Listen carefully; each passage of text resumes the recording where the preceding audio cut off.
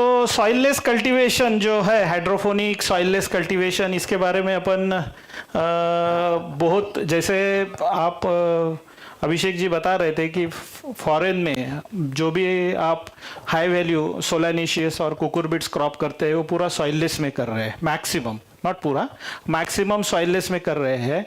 और अगर आपको एग्जॉटिक और नया जो भी वेराइटीज ये कर रहे हैं और आपको एश्योर्ड प्रोडक्शन चाहिए तो वो सॉइललेस में ही आपको मिल सकता है। सॉइल में दिक्कतें बढ़ती जाएंगी। तो मैं आपको थोड़ा सा बताऊंगा बैकग्राउंड मेरे बारे में। मेरा नाम है सचिन कुलकर्णी, आप मेरे से कनेक्टेड रह सकते हैं। ये मेरा विजिटिंग कार्ड है और इसको स्कैन करेंगे तो हाँ, आपको मेरे पूरे कॉन्टैक्ट्स आ जाएंगे। मेरे बारे में बताने का बोले तो मेरे को 30 साल से एक्सपीरियंस है एग्रीकल्चर में। मैं 1996 में एमएससी किया हॉर्टिकल्चर साइंस में महाराष्ट्र से। उसके बाद कुछ साल पहले डुपॉन्ट में एज अ पेस्टिसाइड डिवीजन में काम किया। उसके बाद नागार्जुना हाइफा, ये हाइफा कंपनी जो है, हाइफा फर्टिलाइजर्स, ये इंडिया में 1996 से ऑपरेटिंग है। 1996 में नागार्जुना फर्टिलाइजर के साथ यह कंपनी ने टाई अप किया था। वो टाई अप होने के बाद फिर कुछ कारण से वो जॉइंट वेंचर डिसॉल्व हो गया। फिर पीआर एग्रो बोल के एक कंपनी थी, वो कंपनी ने नागार्जुना हाइफा का इंडिया का डिस्ट्रीब्यूशन लिया था और हम लोग जो नागार्जुना हाइफा में काम करते थे वो पीआर एग्रो में चले गए। पीआर एग्रो में मैं काम करने के बाद 2016 में मैंने एक मेरा खुद का कंपनी चालू किया जो proactive agri solutions private limited के नाम से था, जिसमें मैं कंसल्टेशन प्रोजेक्ट करता था, जिसमें प्लांट न्यूट्रिशन मैनेजमेंट मेरा मेजर डोमेन एक्सपर्टीज है। तो जो सीड कंपनीज है, बहुत सारे सीड कंपनीज भारत में और थाईलैंड में और वियतनाम में उनका सीड प्रोड्यूस करते हैं। जो भी अपन पॉली हाउसेस में बड़े बड़े क्रॉप्स देख रहे हैं, नीदरलैंड में देख रहे हैं या यूएस में देख रहे हैं, स्पेन में देख रहे हैं, उसका सीड का प्रोडक्शन जो होता है वो ज़्यादातर इंडिया थाईलैंड में होता है, क्योंकि सीड प्रोड्यूस करने के लिए काफ़ी सारा लेबर लगता है। हर फूल के पास जाके उसको पॉलिनेशन करना पड़ता है और आज भी लेबर जो है वो फॉरेन कंट्रीज में बहुत ज़्यादा है। ओपन पॉलिनेटेड वैरायटी की बात नहीं है, हाइब्रिड अगर है तो उसका एक मेल होता है, एक फीमेल होता है और वो उसको आके उसको पॉलिनेशन करने के बाद उसको हाइब्रिडाइजेशन होता है और वो हाइब्रिडाइजेशन होने के लिए बहुत सारा लेबर लगता है। इंडिया में फिर से आज कंपेयर टू यूरोप लेबर काफ़ी इकोनॉमिकल है, सस्ता नहीं बोल सकते हैं, इकोनॉमिकल है। तो काफ़ी सारे सीड कंपनीज है जिनके साथ मैं जुड़ा था। उनके जो फार्मर्स है, फार्मर्स जो आप सीड प्रोडक्शन, जो हाई वैल्यू सीड प्रोडक्शन के फार्मर्स भी छोटे छोटे फार्मर्स है। एक रानीबेन्नूर बोल के एरिया है, एक जालना बोल के एरिया है महाराष्ट्र का पैस, वहाँ पे छोटे छोटे 10-10 गुंठा के प्लॉट्स पे लोग वेजिटेबल हाइब्रिड सीड प्रोड्यूस करते हैं। नॉर्मल फार्मर है, ज़्यादातर पढ़े लिखे भी नहीं है, क्योंकि जो उनके फैमिली लेबर्स ये सीड प्रोडक्शन का काम करते हैं। बाहर से अगर आप लेबर लेके आओगे, क्योंकि ये बहुत टाइम बाउंड होता है, तो कॉस्ट भी जाता है। तो छोटे छोटे जो मार्जिनल फार्मर है, उनके पास छोटी लैंड है, उनको उत्पादन अच्छा आना चाहिए, कम खर्चे में ज़्यादा से ज़्यादा, कम एरिया में ज़्यादा से ज़्यादा फैमिली सपोर्ट करने के लिए उन्होंने सीड प्रोडक्शन एडॉप्ट किया और उनको अपना कल्टीवेशन प्रैक्टिसेस बेटर, क्योंकि ग्लोबल स्टैंडर्ड का वेजिटेबल्स चाहिए था। सीड जो है वो ग्लोबली बिकने वाला था, उसका जर्मिनेशन परसेंटेज, उसका ये जो है प्यूरिटी, डिसीज, ये बहुत बेटर रहना चाहिए था। तो उसके लिए उनको नए नए प्रैक्टिसेस अडॉप्ट करने थे। Soil based fertigation was one, soilless cultivation, hygiene, germination improve करने के लिए न्यूट्रिशन मैनेजमेंट, जैसे कि प्रेग्नेंट वुमन को एक अलग तरह का न्यूट्रिशन दिया जाता है जिससे कि आने वाले नस्ल, आने वाला बच्चा हेल्दी पैदा हो। वैसे ही जब आप सीड प्रोड्यूस करते हो, टोमेटो का हो, पेपर का हो, मेलन, वाटरमेलन, कुकुम्बर का हो, तो वो प्लांट को एक अच्छा न्यूट्रिशन देंगे, तभी जाके सीड अच्छा बनेगा, जो कि आगे जाके फ्रूटफुल बनेगा। तो वो सीड प्रोडक्शन के लिए मैं सिंजेंटा, बायर, सेमिनिस, मोन्सेंटो, ये कंपनी के साथ टाई अप था मेरा। मैं उनके फार्मर्स को, उनके स्टाफ को इंडिया में और थाईलैंड में ट्रेन करता था, स्पेशली प्लांट न्यूट्रिशन मैनेजमेंट पे। उसके बाद मैंने एक पीटमॉस कंपनी के साथ भी कंसल्टेशन टाई अप किया था, जो क्लासमन एंड डेलमन जो जर्मन कंपनी है, उनका पीटमॉस आता है। काफ़ी सारे जो नर्सरी ग्रोअर्स है उनको मालूम है कि पीटमॉस क्या होता है। कोकोपीट का एक सब अल्टरनेटिव बोल सकते हैं। कोकोपीट के पहले पीटमॉस ही था, कोकोपीट तो अभी एज अ सबस्ट्रेट डेवलप हो रहा है। तो उसके लिए क्लासमन डेलमन के लिए भी मैंने काम किया है। लेकिन जब हाइफा फर्टिलाइजर्स इंडिया में डायरेक्ट सब्सिडरी बोल के लॉन्च हुआ तो मैं उनके साथ 3-4 महीने एज अ कंसल्टेंट जुड़ा था। उसके बाद 1 अप्रैल से मैं बाकी सब मेरे प्रोजेक्ट्स छोड़ के अभी मैं फुल टाइम हाइफा का एज अ एम्प्लॉय काम कर रहा हूँ, जिसमें मैं सेल्स एंड मार्केटिंग डिवीजन देखता हूँ। तो ये बताना इसलिए मैं इम्पोर्टेंट था कि जस्ट एस्टेब्लिश करना है कि भाई आप आपके जो मैं जिनसे आपको बात कर रहे हैं, आपको कौन कौन से विषय पे मैं आपको ट्रेन कर सकता हूँ, ये बताने के लिए है। और मेरी ऐसी इच्छा है कि आज का अपना इंटरेक्शन ये तो शुरुआत है, आप आपके प्रॉब्लम्स के लिए हमेशा जुड़े रहे। मेरे को I love to travel, I love to be your friends, और एग्रीकल्चर मेरा पैशन है। जब मैं एक एग्रीकल्चर फैमिली में पैदा हुआ हूँ, मैं unfortunately I am not a son of a farmer, but I am a grand son of a farmer, I must say. मेरे दादाजी किसान थे, मेरे पिताजी ने जॉब ज्वाइन किया क्योंकि बड़ी लंबी लिस्ट ऑफ ये थे। मेरे को 5 अंकल्स थे, तो हर अंकल तो खेती में नहीं काम कर सकते, किसी ने कुछ जॉब्स ये वो किए, तो मेरे पिताजी ने जॉब ज्वाइन किया। लेकिन मैं मेरे दादाजी के साथ काफ़ी जुड़ा था और मैं तब से खेती देखता था, उनके साथ मैं जाता था, फार्मर, और उनका पेन पॉइंट्स मैंने देखा। और वो देखने के बाद 12th स्टैंडर्ड होने के बाद मेरे पास 2 ऑप्शन थे, आइदर इंजीनियर बनो या कुछ अलग करो। डॉक्टर बनने के लिए तो उतने मार्क्स भी नहीं थे, तो मैंने एग्रीकल्चर एज अ प्रोफेशन चुना क्योंकि मेरे पास एग्रीकल्चर को मेरे को एक बड़ा पैशनेट ये था। तो मैं आपको एक थोड़ी स्टोरी बताना चाह रहा हूँ। ये पिक्चर किसी ने देखा है कभी इंटरनेट पे? या great. So this is hanging garden of Babylon. तो सॉइललेस कल्टीवेशन के बारे में बात करने के लिए ये सबसे पहले पिक्चर दिखाना इसलिए ज़रूरी है कि काफ़ी सारे लोग सोच रहे होंगे कि ये अभी मिट्टी में ही स्ट्रगल कर रहे हैं, ये सॉइललेस क्या करना है। तो soilless cultivation is not a rocket science. और आदमी मैंने जो ह्यूमन एग्जिस्टेंस में soilless cultivation is not new. That is what I am showing this picture. This is an hanging garden of Babylon. ये एक जैसा अपना बीच में बाहुबली मूवी था ना, उसमें जो माहेशमती का बड़ा सा साम्राज्य दिखाया गया था, उस टाइम पे ये 1600 BC बिफोर क्राइस्ट, यानी आज अभी ये अपन 21st सेंचुरी है, 3600 साल पहले। तो 3600 साल पहले ये hanging garden of Babylon establish हुआ था। वहाँ के जो राजा थे वो यानी कॉन्करिंग के लिए या इसके लिए बाहर गए, तो एक साम्राज्य की एक पे हमला करके या उनके साथ तह करके वहाँ की जो राजकुमारी थी उसको शादी करके रानी बना के वापस लेके आए हैं। और जब रानी बन गई है तो उसके ख्वाहिशें भी होती है। अब ये रानी जो थी, जो किंगडम में गए थे, वो एकदम से जंगल वाला था, बड़ा वेजिटेशन है, हरा भरा ये था। लेकिन बेबीलोन जो था ये रेगिस्तान में था, तो इनका जो महल था या किला बोलो, ये पूरा रेगिस्तान में था। तो जो लड़की बचपन से हरे भरे मैदानों में, हरे भरे जंगलों का देखनी चाह रही थी, तो सडनली अगर उसको ऐसे इन्वायरमेंट आने के बाद, तो रानी काफ़ी खुश नहीं रहती थी, उसको वो काफ़ी उदास रहती थी। तो राजा ने बताया कि भाई मुझे पता नहीं है क्या करना है, लेकिन ये पूरा हरा भरा करना है। तो वो तब टाइम पे वो जो रेत के उन्होंने ये बेबीलोन, और इसको एंशियंट वर्ल्ड के जो अजूबे हैं, 7 अजूबे, उनमें से एक अजूबा बोला जाता है।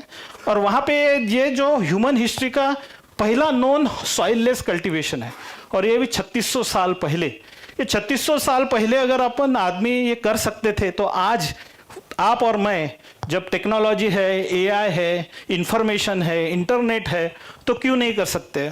तो सबसे पहले अगर किसी के दिमाग में ऐसा है कि हम सॉइल में करने के लिए स्ट्रगल कर रहे हैं, तो सॉइललेस, मैं आपको बोलता हूं कि पीयूष सर ने जितने सारे आपको प्रॉब्लम्स बताए कि सॉइल में ये हो सकता है, वो हो सकता है, ऑर्गेनिक मैटर, ये वो इंटरेक्शन, ये सारे प्रॉब्लम से आपको सॉइललेस कल्टीवेशन निजात दे सकता है।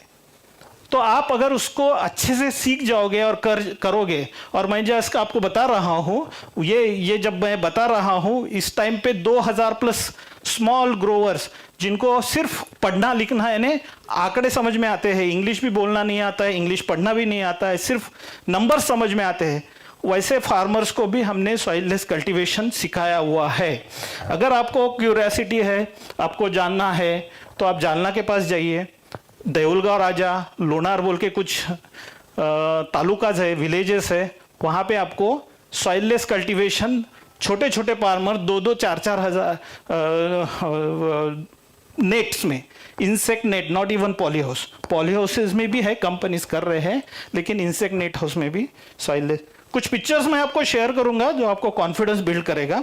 आप बोलेंगे कि सॉइललेस कल्टीवेशन क्यों करना है, why to do soilless cultivation. सबसे पहले यह है कि भाई सॉइललेस कल्टीवेशन क्यों करना है। सब मेजरली क्या है, आप अगर देखोगे तो आपका जो एरिया है वहाँ पे लैंड होल्डिंग काफ़ी कम है। आगे और जैसे जैसे जनरेशन जाएंगे लैंड होल्डिंग कम होती जाएगी, और जितना लैंड होल्डिंग कम है तो उतना प्रेशर बनेगा कि जितनी लैंड है उसमें से अपने को मैक्सिमम आउटपुट निकालना है। We are already cross 1.4 billion people, there are many mores to come in few years. तो अपने को प्रोडक्शन बढ़ाना है। ये दूसरा सबसे मेजर बात यह है कि पीयूष सर ने जो बताया कि सॉइल पे जब आप कल्टीवेशन ऑन रेगुलर बेसिस करते जाओगे तो प्रॉब्लम्स आपके कम नहीं होंगे, बढ़ते जाएंगे। वर्जिन सॉइल है, मुझे बड़ा दुख होता है जब मैं as an agronomist, as an agriculture expert जब घूमते हैं तो फटे हुए पॉली हाउसेस दिखते हैं जिसका पॉलीथीन चेंज नहीं हुआ है, सब पड़े हुए हैं। तो जब फार्मर्स को जाके क्यूरियोसिटी, भाई क्या हो गया, तो फार्मर्स बोलता है सर पहले 2 साल बहुत अच्छा यील्ड आया, बहुत अच्छा प्रोड्यूस आया, अच्छा पैसा मिला, लेकिन उसके बाद यील्ड डाउन होने चालू हो गया। पेपर बदलने का भी पैसा मेरे पास अभी नहीं है क्योंकि मुझे इसमें वायबिलिटी नहीं दिखती। तो ये ऐसा क्यों हुआ? सबसे पहले मेजर प्रॉब्लम्स एक है, जब आप सॉइल पॉली हाउस में, क्योंकि नॉर्मल एग्रीकल्चर में ये तो यानी जब मैं दादाजी की बात कर रहा था तभी उसने मुझे क्रॉप रोटेशन के बारे में बताया था। हर एग्रीकल्चरिस्ट को मालूम है कि क्रॉप रोटेशन क्या होता है। लेग्यूम लो, उसके बाद धान वाला लो, फिर से लेग्यूम लो, यानी नाइट्रोजन रिप्लेनिश होता है, डिसीज और ये होता है।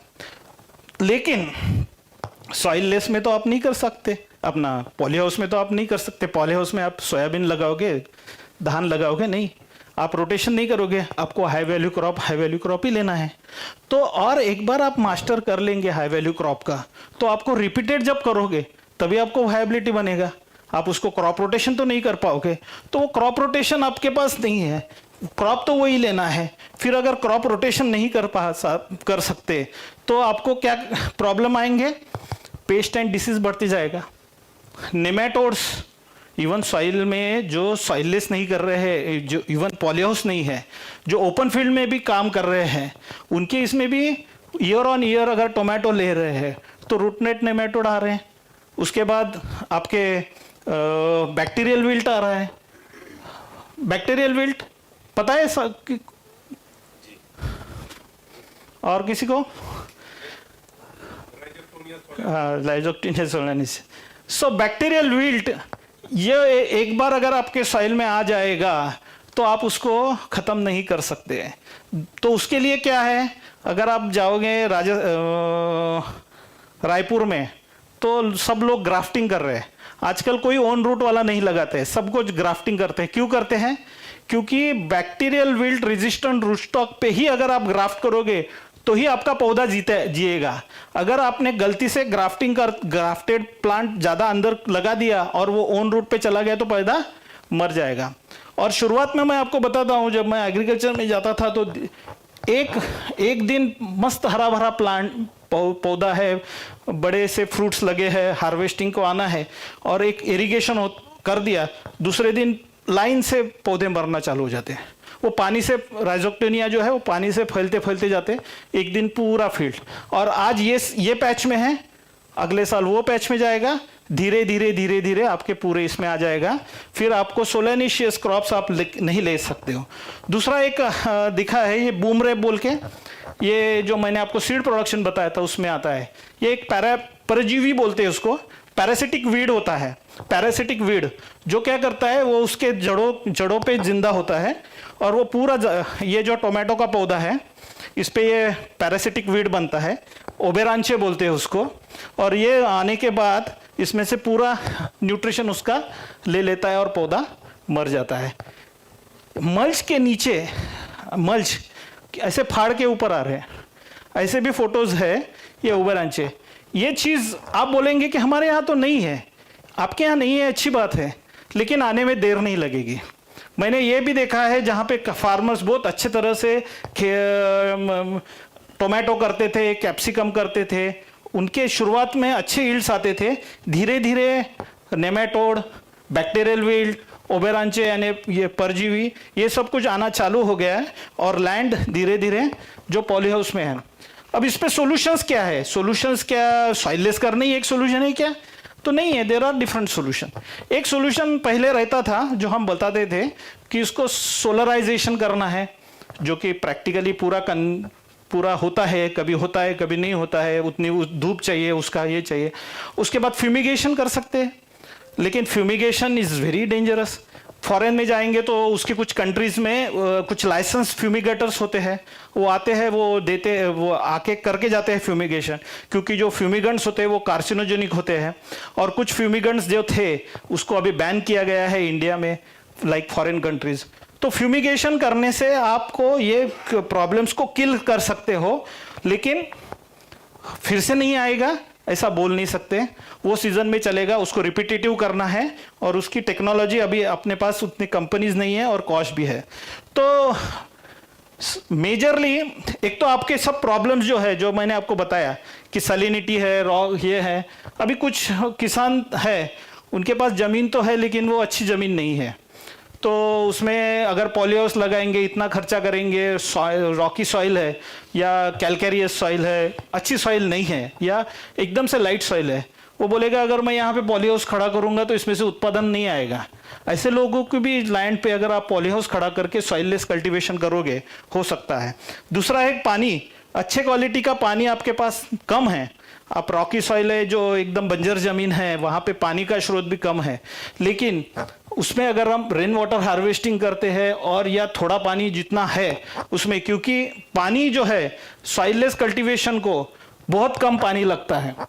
अगर ओपन फील्ड में 1 किलो टोमेटो को अगर 60 लीटर पानी लगता है, तो आपके जो ग्रीन हाउस रिसाइकलिंग पानी है उसमें 10 लीटर इतना कम पानी में आपकी टोमेटो, 1 किलो टोमेटो आप उगा सकते हो। तो ये इकोनॉमिक्स है, थ्योरेटिकल है, लेकिन practical is not that far beyond, क्योंकि हम जब देखते हैं कि सॉइल में आपको 2 इंच तक इरिगेशन करने के लिए जितना लीटर पानी लगता है, उतना ही एक ग्रो बैग जो रहती है उसको पानी बहुत कम लगता है।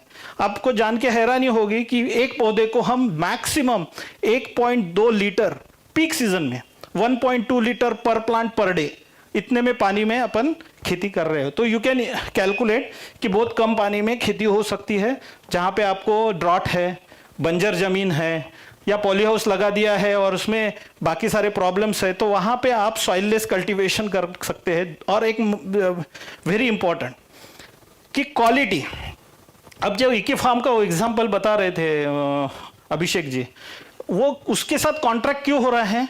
क्योंकि वो एश्योर क्वालिटी डिलीवर कर सकते हैं, वो सब पूरा सॉइललेस में कर रहे हैं जो इकी फार्म का है। तो आपको अगर क्वालिटी है और एश्योरेंस, अगर आप सॉइल बेस करोगे, आप उत्पादन की जो गारंटी है अगले को जो आप कॉन्ट्रैक्ट करोगे, वो तो आपको जब कॉन्ट्रैक्ट में आएगा कि उसको पता चलेगा कि भाई इसके साथ मैंने कॉन्ट्रैक्ट किया तो मेरे को हर महीने इतना इतना या हर वीक में मेरे को इतना इतना किलो देगा। अगर वो एश्योरेंस आप उसको नहीं दे पाओगे, सॉइल बेस ओपन कल्टीवेशन और इवन पॉली हाउस में आप उत्पादन की गारंटी नहीं दे सकते, क्योंकि उसमें बहुत सारे वेरिएबल्स आते हैं। यहाँ पे क्या हो गया, आप उसको वेरिएबल्स को किल कर रहे हो, कम कर रहे हो। पॉली हाउस लगा के एक आपने वेरिएबल कम किया क्लाइमेट का, यानी बारिश हो रही है, ओला आ रहा है, तो आपने उसको कम किया, या ठंडी बहुत ज़्यादा हो रही है। लेकिन जो सॉइल का वेरिएबल है जिसमें बहुत वेरिएशन आके कभी कभी, अभी थोड़ी देर पहले एक किसान आ रहे थे, फोटो दिखाए कि इसमें फ्लावरिंग तो हो रहा है लेकिन फ्रूटिंग ही नहीं हो रहा है। अब आप उसका अगर सॉइल का ईसी, पानी का ईसी और वो सब कुछ स्टडी करोगे तो आपको पता चले कि अरे भैया ये प्रॉब्लम है, तो उसको रेक्टिफाई नहीं कर सकते हो आप इजीली। उसके लिए आपको टाइम लगेगा। जैसे मैंने आप जब भी बताया था कि भाई आपकी अगर हार्ड पैन बन रहा है, सोडियम सॉइल है, तो उसको रिक्लेम करने के लिए आपको बहुत ज़्यादा टाइम लगता है, इतना इजी नहीं है। लेकिन सबस्ट्रेट में आप इजीली कर सकते हो।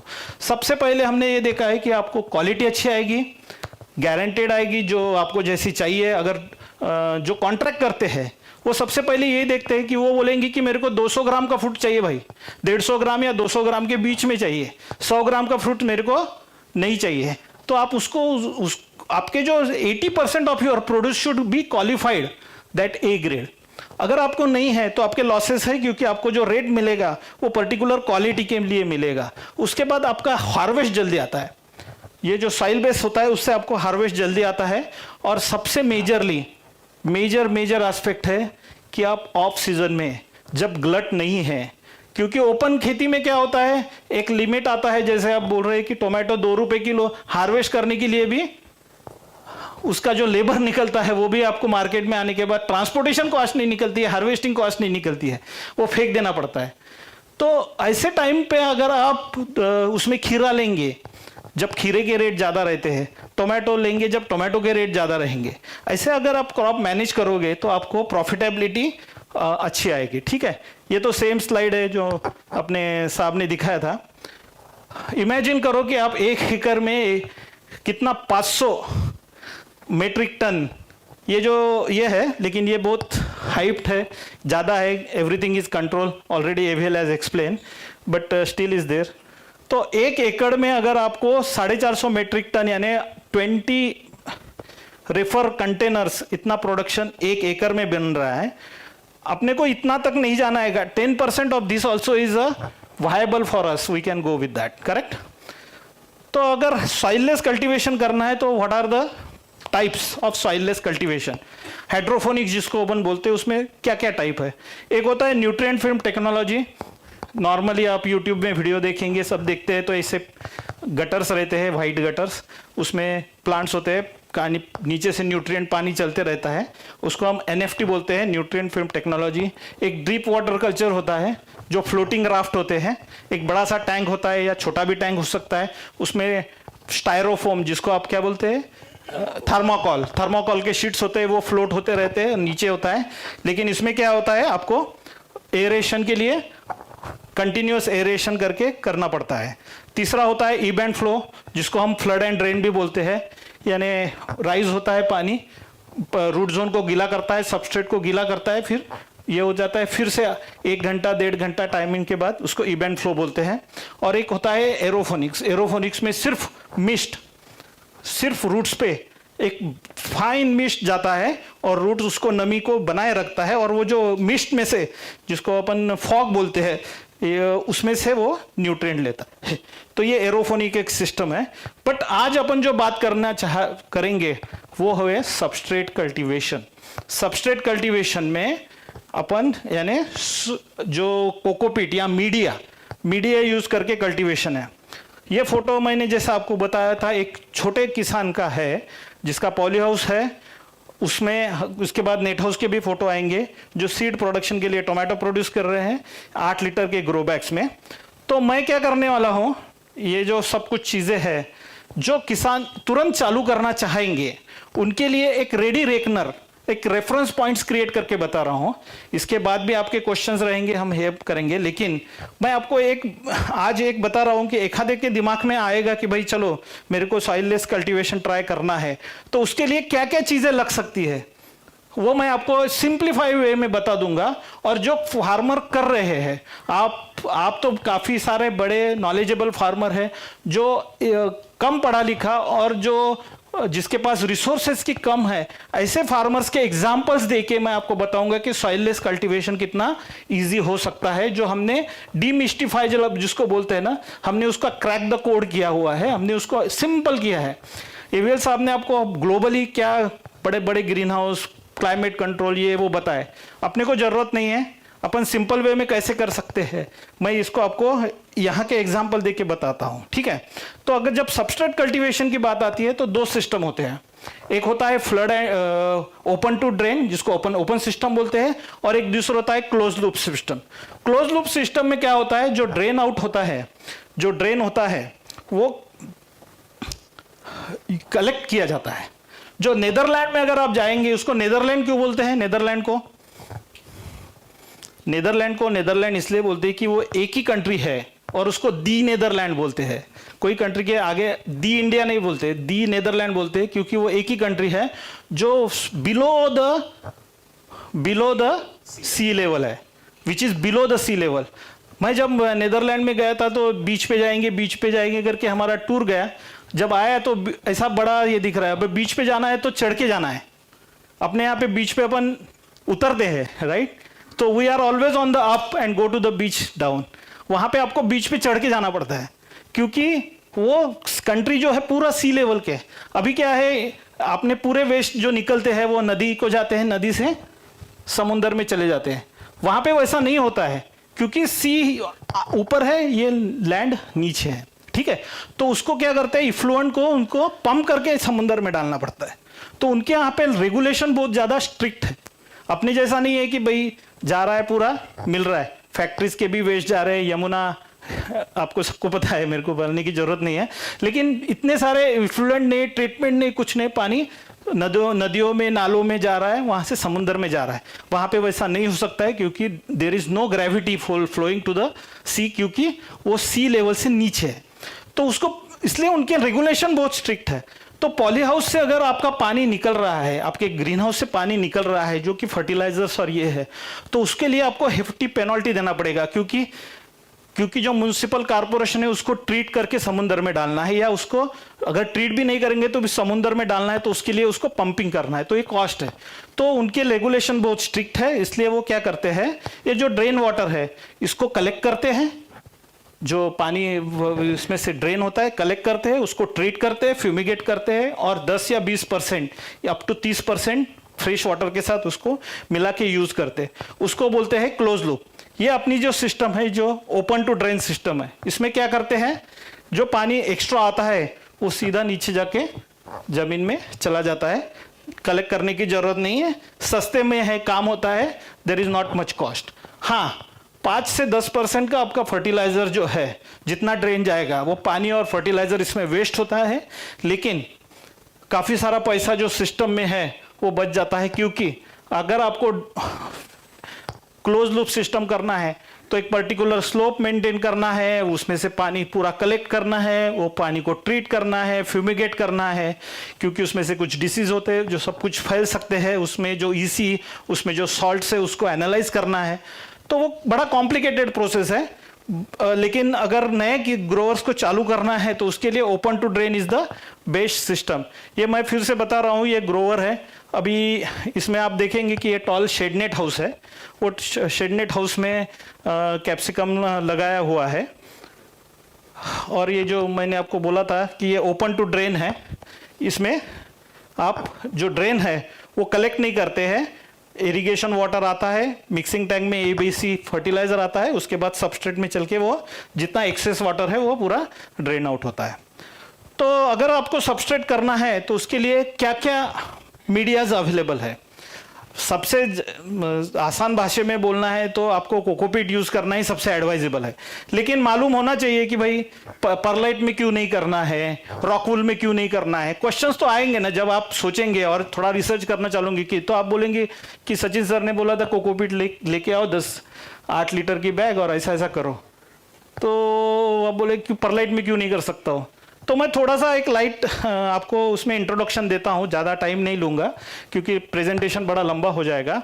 ये सबस्ट्रेट के टाइप्स हैं, एक होता है परलाइट, एक होता है रॉकवूल, एक होता है पीट मॉस, कोको कॉयर जिसको कोकोपीट भी अपन बोलते हैं, वुड चिप्स और सैंड। ये सब मीडिया यूज करके आप सॉइललेस कल्टीवेशन कर सकते हो। उसमें से कुछ फायदे हैं, कुछ नुकसान है। परलाइट क्या होता है, कोई बता सकता है what is perlite? Volcanic rock, yes. Volcanic rock के छोटे छोटे पार्टिकल्स होते हैं, उसको ट्रिमेंडस हीट और प्रेशर में उसको पॉप करते हैं। जैसे आप कॉर्न का पॉप करते हैं, पॉपकॉर्न बोलते हैं, उसको हीट देते हैं तो अंडर प्रेशर वो कॉर्न होता है, वैसे ही होता है, एकदम लाइट होता है। तो वोल्केनिक रॉक को उसको हीट करते हैं और वो हीट करने के बाद वो पॉप होता है, एकदम हल्का होता है, लाइट होता है। काफ़ी सारे नर्सरी वाले उसको कोकोपीट में मिक्स करके भी यूज़ करते हैं 5 to 10%। इसमें आप यूज़ कर सकते हो। और ये डच बकेट सिस्टम में काफ़ी पॉपुलरली यूज़ होता है। एक तो होते हैं क्ले पेबल्स बॉल्स आते हैं, वो भी यूज़ कर सकते हैं, या परलाइट भी यूज़ कर सकते हो। इसको हम डच बकेट सिस्टम बोलते हैं। ये क्लोज लूप सिस्टम है, इसमें से ड्रेन आता है, ये इनऑर्गेनिक सबस्ट्रेट में आता है, ठीक है। दूसरा है ये डच, जिसको हम नीदरलैंड बोलते हैं, और स्पेन मेजरली, वो एरिया में रॉकवूल यूज होता है। अब ये रॉकवूल क्या होता है, उसको रॉकवूल क्यों बोलते हैं? What is rockwool? जो आप इंसुलेशन मटेरियल यूज होता है, बढ़िया है। लेकिन ये बनता कैसे है रॉकवूल?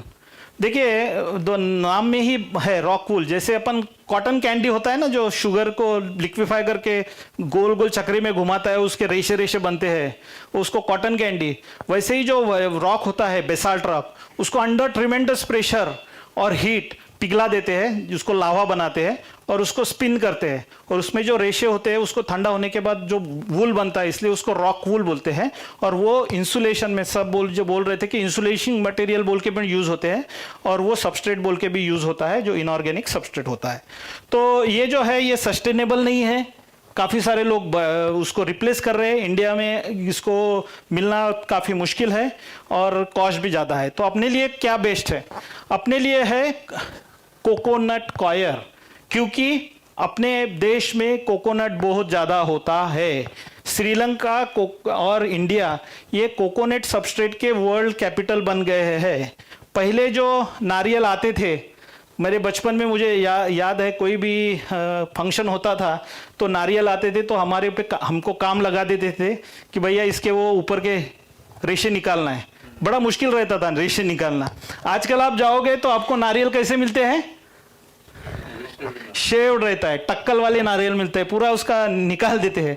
वो ऐसा नहीं है कि आजकल लोगों को यानी इजी करना है। वो ऊपर का जो नारियल का जो ये है, जो पहले वेस्ट था, आज वो वेल्थ बन रहा है, आज उसकी कॉस्ट बढ़ रही है।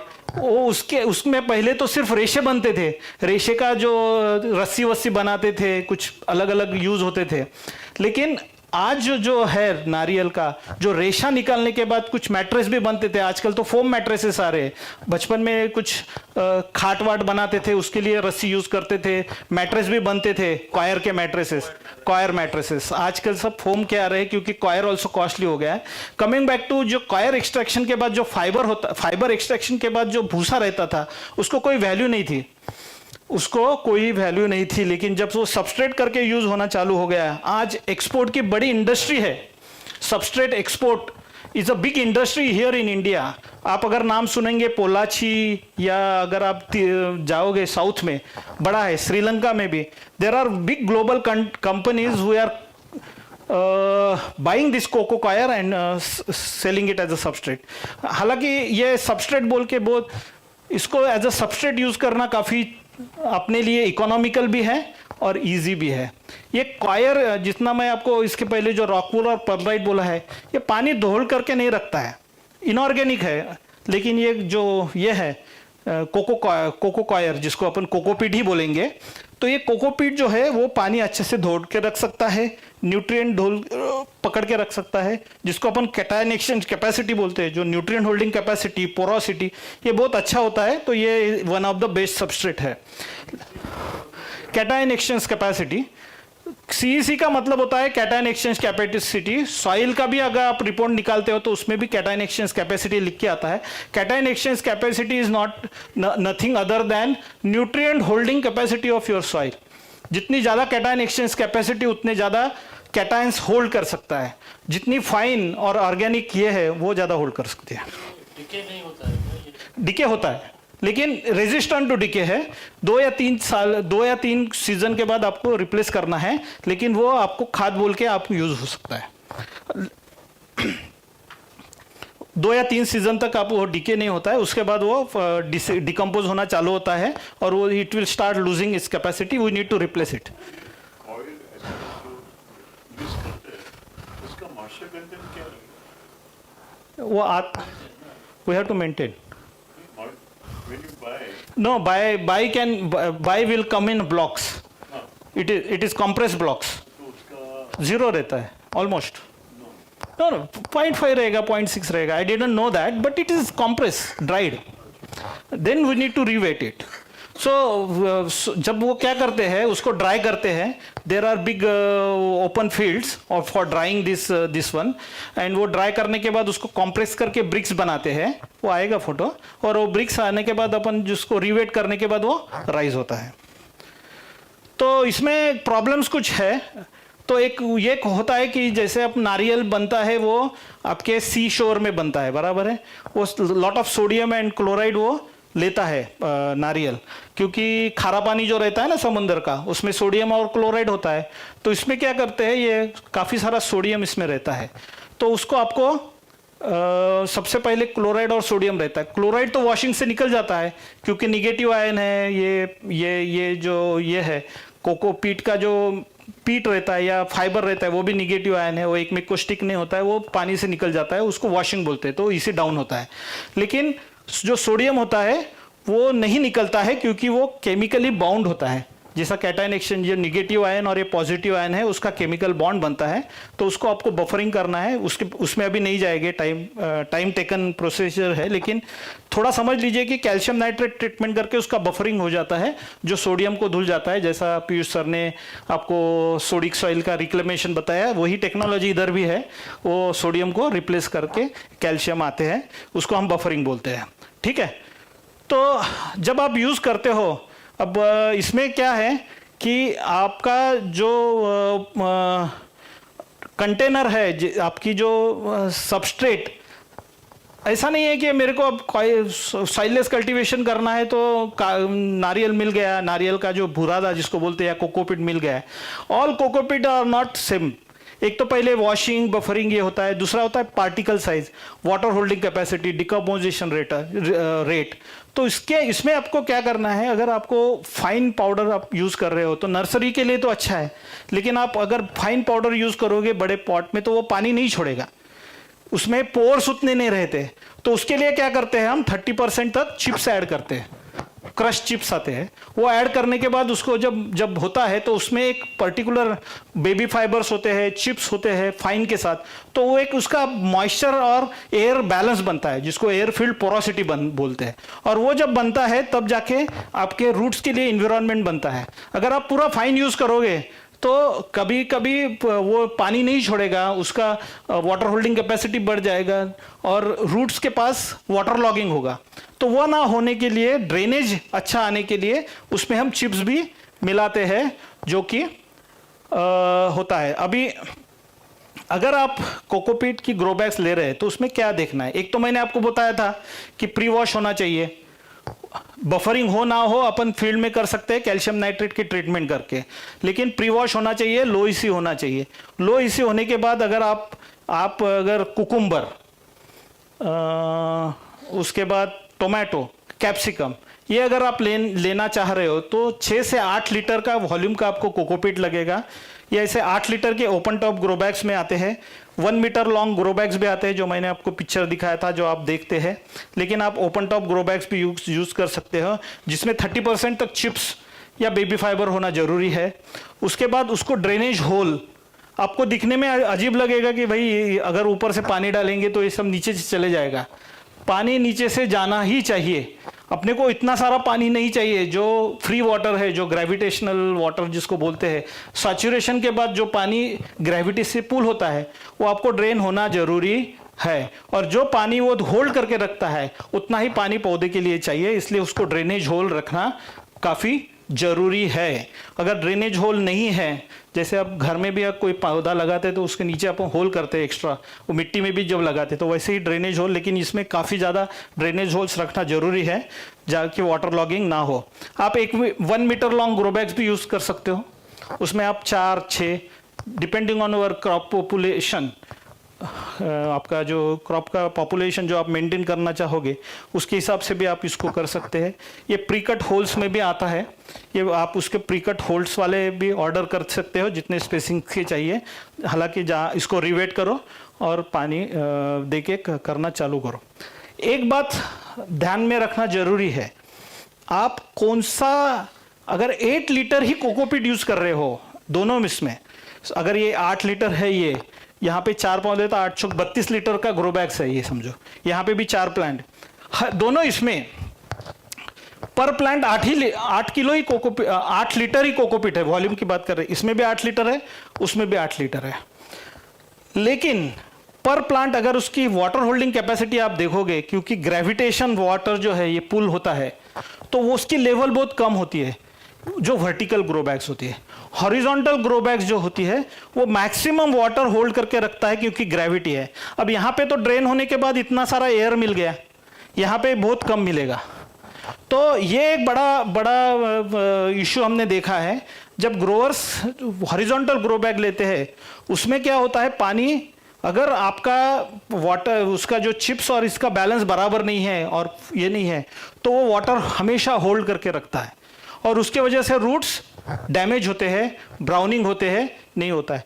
इसलिए वर्टिकल ग्रो बैग्स आप यूज कर रहे हैं, हॉरिजॉन्टल ग्रो बैग्स आप यूज करते हैं, same volume same quality substrate अगर आप यूज करते हो तो भी आपको इरिगेशन मैनेजमेंट पे बड़ा सा डिफरेंट ध्यान देना जरूरी है। वही अगर आप प्लग एंड प्ले करोगे तो मिस्टेक हो सकता है, क्योंकि उसकी वाटर होल्डिंग कैपेसिटी जो है, सेम सबस्ट्रेट के क्वालिटी के वाटर होल्डिंग कैपेसिटी शेप के वजह से डिफरेंस हो सकती है। यही ये दिखाने की मैं यहाँ पे कोशिश कर रहा हूँ, ये जानना बहुत जरूरी है। कुछ लोग टर्फ यूज करते हैं, ये हमारे फार्मर जो है छत्तीसगढ़ में जगदलपुर, ये जगदलपुर का पिक्चर है, ये फार्मर्स ने टर्फ यूज़ किया है। वो टर्फ में कोकोपीट डालने के बाद वो फूलने के बाद उसको यूज़ कर सकते हैं। You can use the turf. Only thing is that हमने एक प्रॉब्लम यहाँ पे आइडेंटिफाई किया, जो नीचे होता है वो ड्रेन बराबर नहीं होता है, इसमें ये होल्स रहते हैं लेकिन उसमें से पानी बराबर नहीं आता है, स्लोप बराबर नहीं होता है, तो नहीं होता है। तो उस पे सोल्यूशन एक है कि उसमें आप थोड़ा ग्रेवल डालो। वो ग्रेवल डालने से क्या होगा, एक वहाँ से जो पानी नीचे आएगा, अगर यहाँ से पानी नीचे आ गया तो वो कैपिलरी मूवमेंट से फिर ऊपर जाते रहता है, ठीक है, और वो नमी बनी रहती है। अगर यहाँ पे स्पेसर बोल के ग्रेवल्स डालेंगे तो इसमें से पानी ड्रेन होगा। सबसे पहले आपको ये जानना जरूरी है, जितना कि पौधे को पानी देने के लिए वाटर होल्डिंग कैपेसिटी जरूरी है, उतना ही ड्रेनेज अच्छा होना जरूरी है। अगर सबस्ट्रेट में सक्सेस लाना है तो आपको अच्छा ड्रेनेज होना। इवन आप soil based nutrition, soil based काम करते हैं तो बेड बनाते हैं। क्यों बनाते हैं बेड भाई? आप तो जमीन पे भी कर सकते हैं ना, बेड क्यों बनाते हैं? क्योंकि ड्रेन आउट होना चाहिए। अगर ड्रेन आउट होगा तो रूट्स जोन अच्छा आएगा, क्योंकि रूट्स को एयर्स की भी जरूरत है, जितना पानी की नमी की जरूरत है, तो वो ड्रेन आउट होने के लिए अपन उसको बेड बनाते हैं, वाटर लॉग ना हो। तो वैसे ही सबस्ट्रेट में जब आप बनाते हो तो उसमें ड्रेनेज की व्यवस्था होना जरूरी है। अगर ड्रेनेज नहीं हो रहा है तो प्रॉब्लम्स आना चालू होते हैं। तो अभी मैं सबस्ट्रेट के बारे में बताया है कि आपको इकोनॉमिकल एंड ईजी वे है टू यूज कॉयर। कॉयर में आप ये भी ध्यान देना है कि आप कौन से शेप का ग्रो बैग ले रहे हो, कितने लीटर का ले रहे हो, उसमें चिप्स कितना होना चाहिए, ये भाई मैंने आपको बता दिया। मैं आपको ये बताऊंगा कि आपको ड्रिप इरिगेशन कैसे करना है। वेरी सिंपल है। हमने ये देखा है कि लोग 2 लीटर वाले ड्रिपर जो नॉर्मली यूज़ करते हैं, लोग तो 8-8 लीटर वाले भी ड्रिपर सॉइल में यूज़ करते हैं, लेकिन अभी लोगों को समझ में आ रहा है कि नॉर्मल सॉइल जो मीडियम सॉइल है, मीडियम टू लाइट सॉइल में है, में 2 लीटर वाले ड्रिपर यूज़ करना है पर लीटर। 2 लीटर वाले बोले तो 2 LPH. What is 2 LPH means other than you? Sorry, everybody knows, but still I am waking up. कोई सो रहा होगा तो जग जाए। हाँ, 2 लीटर पर आवर। अगर 2 घंटा ड्रिपर चलाएंगे तो 2 लीटर पानी आएगा। तो इसमें अपने को 1 to 1.2 लीटर का ड्रिपर यूज करना है, यानी 1 घंटा चलाएंगे तो 1.2 लीटर। ड्रिप होना चाहिए। और इसमें एक मेजर ध्यान है, जो नॉर्मल ड्रिपर से अलग होते हैं। क्या अलग होता है? इसको प्रेशर कॉम्पनसेट नो ड्रेन बोलते हैं। What is pressure compensated no drain? Simple concept है। जब आपका ड्रिप इरिगेशन बनता है, एक पर्टिकुलर प्रेशर पे आने के बाद ड्रिपर चालू हो जाता है। जैसे जैसे प्रेशर बनते जाएगा वो एक तो ज़्यादा पानी छोड़ेगा, नहीं तो छोड़ेगा नहीं। इसमें क्या होता है, जो प्रेशर कॉम्पोसेट, इसमें एक डायफ्राम वॉल होता है। ये एक सिलिकॉन का एक चिप रहता है, उसके अंदर रहता है। वो क्या करता है, सब पूरा एक प्रेशर होने के बाद अगर उसका डेजिग्नेटेड प्रेशर 0.5 है या 1 है, तो 1 प्रेशर पूरा सिस्टम में बार 1 प्रेशर, बार 1 PSI, एक बार 1 जिसको PSI में 1 kg PSI बोल सकते हैं आप। बार 1 प्रेशर जब एक बार पे जाएगा तब ऑल ड्रिपर्स एकदम से चालू हो जाएंगे, और प्रेशर जैसे ही ड्रॉप हो गया सब ड्रिपर एकदम से बंद हो जाए। उसको बोलते हैं प्रेशर कॉम्पनसेटेड नो ड्रिप। आप इमेजिन करो, आपने 1 एकड़ का सॉइललेस कल्टीवेशन किया है। मैंने आपको बोला था 300 ml पानी देना है, और वो ड्रिप सिस्टम अगर यूनिफॉर्मली डिस्चार्ज नहीं कर रही है, कहीं पे 400 जा रहा है, कहीं पे 200 जा रहा है, और अगर पौधे को पानी नहीं मिलेगा तो यूनिफॉर्मिटी आएगी क्या? नहीं आए। इसलिए आपको सिस्टम ऐसे डिजाइन करना है, उसको आपको ड्रिपर भी वैसे लेने हैं जिसको अपन को प्रेशर कॉम्पनसेटेड नो ड्रेन होता है, जो इक्वल इसमें काम करता है। एक ही टाइम पे पूरा सिस्टम चालू होता है, जैसे ही पंप बंद है एक ही टाइम पे पूरा सिस्टम बंद होता है। सर्व क्रॉप को पहले पौधे को जितना मिल रहा है उतना ही लास्ट पौधे को वो पानी मिल रहा है। तो यूनिफॉर्म कुछ भी नहीं कर सकते हैं, लेकिन लेवलिंग की जरूरत आपको ड्रेनेज के लिए हो सकती है। लेकिन अगर आप इंडिविजुअल ग्रोबैक्स करते हो तो हमने तो देखा है, जैसे थाईलैंड में आप बता रहे थे, ऐसे कंटूर में लगा रहे हैं पूरा। तो क्योंकि लैंड जो अगर चांगमाई और चांगराई में जाओगे तो वो पूरा हिली एरिया है, उसमें इतनी फ्लैट लैंड नहीं मिलती है, तो फार्मर्स ऐसे बनाते हैं। फिर भी एक प्रेशर काम करता है, सबको ऊपर से लेके हिल टॉप वाला और बेस वाला, उसको एक एक पानी दे सकते। तो इसमें एक पेग आता है, जो आपने पिक्चर देखा है कि वो उसमें डालने के लिए एक पेग लगेगा, क्योंकि माइक्रो ट्यूब आता है, और वो ड्रिपर रहता है। और ये लैटरल होती है। लैटरल भी ब्लैक कलर की आपने देखी होंगी जनरली, ये इधर व्हाइट क्यों लगा है? हमने एक देखा है कि सॉइललेस कल्टीवेशन में जब धूप में पानी गर्म होता है तो वो सबस्ट्रेट के रूट्स को डैमेज कर सकता है। इसलिए पहले तो मिलती नहीं थी, हमने बहुत ये करके रेवोल्यूस बोल के जो कंपनी है उनके साथ ये करके उनको बताया कि भाई इंडिया में भी वाइट लैटरल्स चलती है, क्योंकि हम फॉरेन में जाते थे, दिखते थे, हम बोलते थे कि भाई हमारे को क्यों नहीं दे रहे। तो हमने जब उनको बताया कि इंडिया में भी इतना बड़ा मार्केट है, तो उन्होंने लाना चालू किया है। अभी तो शायद नेटाफेम भी वाइट लैटरल बना रही है। लेकिन वाइट लैटरल से क्या होता है, अगर आप देखेंगे तो दोपहर में अगर धूप में जाते थे तो एंड कैप निकालने के बाद अगर पानी देखते थे ना, ज़्यादा क्यों, अपने घर पे अगर सिंटेक्स का ब्लैक टैंक है तो दोपहर में आप हाथ धोने के लिए आप सोचना पड़ता है, क्योंकि एकदम से गर्म पानी आता है। वैसे ही ब्लैक है, ब्लैक बॉडी एब्सॉर्ब हीट, और उससे पानी गर्म होता है। आप इमेजिन कर सकते हो ड्रिप में पानी कितना रहता है, उसका सरफेस एरिया का ये किया तो इतना गर्म पानी आता था, वो रूट्स को डैमेज करता था। तो रूट्स कितना चाहिए, रूट को टेम्परेचर चाहिए 25 डिग्री ±5 डिग्री। तो अगर वो 35 तक चला जाएगा तो रूट्स डैमेज होंगे, इसलिए वाइट लैटरल आपको यूज करना है। ये नॉर्मल सेटअप है। ये ग्रोबैक्स ऐसे कॉम्प्रेस आते हैं, जो इसके साथ आप अलग से कवर ले सकते हो, अलग से ब्लॉक्स ले सकते हो, लेकिन ऐसे अगर आप लेंगे तो आपको कॉस्ट बचेगा। ड्रिप लैटरल होता है, हर एक बैग में एक एक ड्रिप, इसको माइक्रो ट्यूब्स बोलते हैं, जो छोटी पट्टी जा रही है वो पेग रहता है, वो उसके अंदर चला जाता है। और ये रिवेट होने के बाद में कुछ ऐसा दिखता है सेटअप। और ये मैं जो आपको फोटो दिखा रहा हूँ ये नेट हाउस के, ठीक है ना। तो नेट हाउस है, आप बोलोगे कि भाई ये इसमें ये क्यों बना है, बेड क्यों बना है? क्योंकि नेट हाउस में ऊपर से पानी आएगा, बराबर, सॉरी, नेट हाउस में ऊपर से पानी आएगा, फिर वो डैमेज कर सकता है, इसलिए उसको हमने बेड बनाया है, ठीक है। अगर आप पॉली हाउस कर रहे हो, आपको बेड बनाने की जरूरत नहीं है, क्योंकि बारिश का पानी तो नहीं आएगा, ठीक है, तो बेड बनाने की जरूरत नहीं। नेट हाउस है इसलिए हमने बेड बनाया है, जो कि बारिश का पानी आएगा नेट हाउस में से, वो नालियों से चला जाएगा। उसके बाद और भी आपको कुछ दिख रहा है, पूरा जो ये है वो उसको हमने वीड मैट से कवर कर दिया है, वीड मैट। पहले हमने ब्लैक वीड मैट भी यूज किया, लेकिन जब देखा कि ब्लैक वीड मैट से अगर अंदर जाते हैं तो 3-4 डिग्री टेम्परेचर बढ़ जाता है, वही कंसेप्ट है ब्लैक बॉडी, इसलिए आप preferably white weed mat use करो। और ये वाइट वीड मैट यूज़ करते हैं, और जो बीच की जो पट्टी रहती है जहाँ पे अपना क्रॉप रहता है, वहाँ पे उसके नीचे मल्च रहता है, ठीक है ना।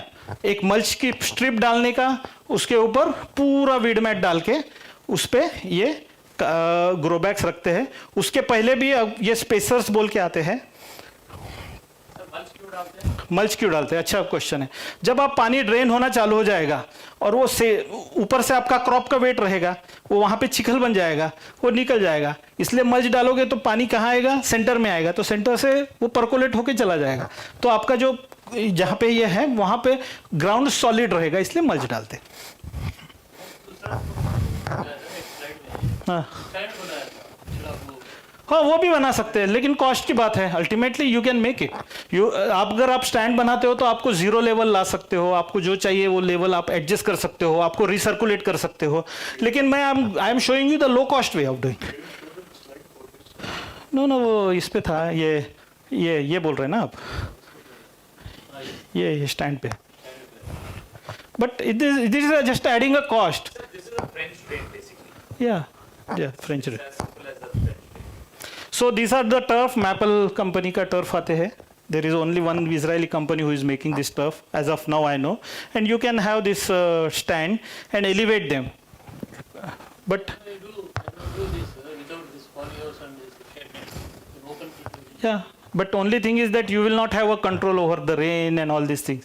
Why we are doing it protected cultivation? भाई जैसा साहब ने बताया कि भैया एकदम से 8 लाख का या 80 लाख का क्रॉप एक ही दाइम पे ओले से। अब अगर आप इमेजिन करो, इसमें अगर ओला गिर गया, ये हो गया, and one more thing, sorry to interrupt you, one more thing, ये भी ओपन ही कल्टीवेशन है, only it is protected by insect net, the top is open only, right. But आप आज के इसमें अगर आप हाई वैल्यू क्रॉप ले रहे हो तो without insect net protection crop coming is becoming a very difficult task. Agree और डिसएग्री? जो भी किसान कर रहे हैं वो देखते हैं कि जो इंसेक्ट प्रेशर की वजह से वायरस ये वो आके क्रॉप जितना लंबा चाहिए उतना नहीं चल रहा है, इंसेक्ट प्रेशर बढ़ रहा है, इसलिए आपको protected some sort either rain or not rain, but insect protection becoming must, otherwise you will not get the crop to the long duration where your economy will come. आपको क्या करना है, फिर से मैं बता रहा हूँ कि because I have a lot of pain for the farmers. मैं बता रहा हूँ कि मैंने मेरे दादाजी का दुख देखा हुआ है। वो तो कॉटन फार्मर थे और मैं यवतमाल से हूँ। Yavatmal is very famous for cotton cultivation area and also the suicide capital of farmers in India. Very sad to say that. Coming back to our this one, that when you are doing protected cultivation, your cost will come when your profitability will come to get early season harvest and get it longer duration and also grab the late season market. In season तो open वाला कोई भी कर लेगा, उसके लिए आपकी जरूरत नहीं है। फिर 2 रुपए किलो टोमेटो में रोते रहेंगे। अपने को 20 रुपए 25 रुपए टारगेट करना है तो आपको एक तो अर्ली क्रॉप लेना है जब किसी का नहीं है ओपन का, और आपको लेट तक चलाना है, और आपको पूरे विंडोज लेने हैं, तब जाके आपका इकोनॉमिक बनेगा। दूसरा क्वालिटी आना है, आपको A+ B+ लेना है, C ग्रेड के कम आना चाहिए। और दूसरा एक ये है कि आपकी जो क्वांटिटी ऑफ प्रोड्यूस है वो बीट करना है।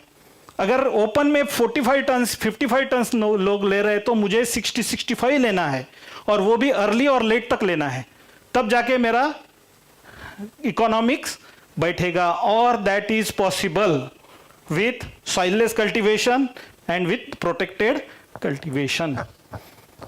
ओके, तो ये कंप्लीट सेटअप ऐसा दिखेगा आफ्टर द प्लांटेशन। एक ड्रिपर रहेगा, ये यहाँ पे सबमेन रहेगा, ये लैटरल है, ड्रिपर है, माइक्रोट्यूब है, पेग है, ग्रो बैग है, और ग्रो बैग में ये है। उसके नीचे स्पेसर भी है। स्पेसर्स के बारे में मैं डाला हूँ है, मैं स्पेसर्स के बारे में भी बात कर रहा हूँ। ये भी एक सेटअप लोग यूज़ करते हैं, but I will highly not recommend this. थोड़ी देर पहले साहब ने बोला था कि drip block is a big problem. एक ड्रिप ब्लॉक हो गया तो 4 पौधे आपके मर सकते हैं। लोग पैसा बचाने के लिए एक ड्रिपर यूज करके उसको 4-वे कनेक्ट करते हैं। आई will not recommend it, don't use that. Secondly, ये ऐसे भी ड्रिपर हमने शुरुआत में यूज किए हैं, इसको लैबरिंथ बोलते हैं। यहाँ पे लैबरिंथ होता है, माइक्रोट्यूब अंदर जाता है, लेकिन यहाँ पे भी सॉल्ट डिपोजिशन होके वो ब्लॉक हो जाता था, इसलिए हमने ये भी बंद कर दिए है। We are not recommending this. Now this is the setup which we find highly effective. Here the dripper is the labyrinth जो फ्लो है, और ये प्रेशर कॉम्पनसेटेड है। उसमें एक सिलिकॉन फ्लैप रहता है, जैसे मैंने आपको पहले एक्सप्लेन किया, एक ही बार चालू होगा, एक ही बार बंद होगा। उसके बाद यहाँ पे आपको कोई लैबरिंथ नहीं है, ओपन है, तो यहाँ से जो भी डस्ट कचरा या ये है ओपन रहेगा, लेकिन फ्लो जो होता है वो सब रिस्ट्रिक्शन यहाँ से होता है। जो मैंने आपको बताया कि 1 लीटर 1 लीटर का है वो यहाँ से होता है, और वो अच्छे से मैनेज हो जाता है। ठीक है, यही है प्रेजेंटेशन। मैंने जिसको बोला था, फ्लो रेट ज़्यादा होगा तो रूट जोन बराबर नहीं बनेगा, फ्लो रेट कम होगा तो भी प्रॉब्लम होगा। फ्लो रेट आपको अच्छे से मेंटेन करना जरूरी है, और अगर ड्रिपर का फ्लो रेट कम है या ज़्यादा है तो उसमें प्रॉब्लम है। उसके बाद मैंने आपको बताया था कि स्पेसर्स यूज़ करना है। मैं एक अच्छे से आपको ये बताता हूँ, एक्सपीरियंस बताता हूँ। ये अभी की बात नहीं है, मैं 2016 की बात बता रहा हूँ। आपका अलवर बोल के गांव है, वहाँ दिल्ली के पास से एक फार्मर थे, उन अलवर में, राजस्थान में अलवर का जो है, दिल्ली से 3.5 घंटे का ट्रैवल करके जाते थे वहाँ पे। वो फार्मर ने स्पेसेस कम पड़ गए करके 2 लाइन डायरेक्टली मल्च पे ये करके लगा दिया। कुछ दिन के बाद, क्योंकि पॉलीहाउस में सॉइललेस कल्टीवेशन है, उसके इसमें ग्रोबैग्स में नेमाटोड आ गए। अगर आपके सॉइल में नेमाटोड है या आपके सॉइल में राइजोक्टिनिया का स्पीसीज है, आपके रूट जैसे ही बाहर आके सॉइल को टच करेंगे, ये अपॉर्चुनिस्टिक होते हैं।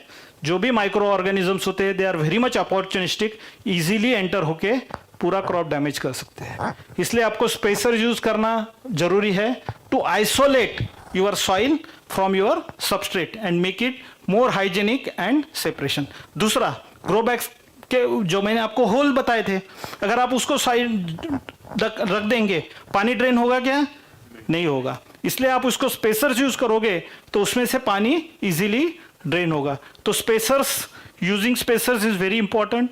Many times people, farmers are tend to make low cost this one, not to have spacers. There is another nice example of spacers. ऐसे भी काफ़ी सारे स्पेसर्स आते हैं जो कि ड्रेन होता है, और ये ओपन, ये क्लोज लूप सिस्टम के लिए ज़्यादा अच्छा कारगर काम करता है। Every drop of water you can collect and recycle. अगर मैं आपको एक प्रैक्टिकल बता रहा हूँ, अगर इसमें स्लोप नहीं होता है और जहाँ जहाँ जगह जगह पानी आता है ना, उसमें अलगी डेवलप होना चालू हो जाता है, देयर इज अलगी। उसके बाद वो जो पानी जहाँ से रहता है ना, वहाँ पे सॉल्ट डिपोजिशन, क्योंकि ये न्यूट्रिशन पानी है, उसमें न्यूट्रिएंट है और उसमें ईसी भी है, उसमें सॉल्ट्स भी है। पानी इवेपोरेट होने के बाद सॉल्ट डिपोजिशन होता है। इसलिए अगर आप ओपन जो रिसर्कुलेटिंग सिस्टम करते हैं तो आपके लिए जो स्लोप है वो बड़ा क्रिटिकल बन जाता है। नहीं तो सीधा open to drain system use करो। क्लोज लूप में आपको you need to invest in to a good amount of money to collect every drop which you are draining.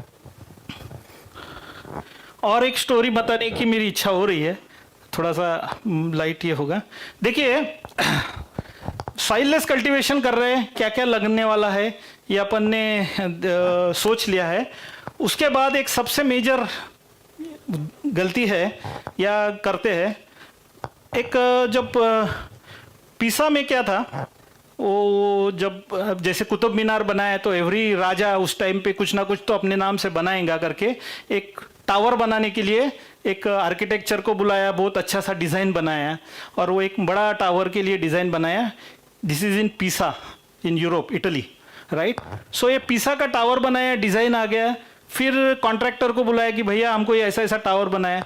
Contractor ने बताया भैया अगर आप इसका सॉइल टेस्टिंग नहीं करोगे तो आप 300 लीरा यानी अभी के 3-3.5 लाख रुपए बचाओगे। We can directly build the tower and the tower was build and it started leaning one side.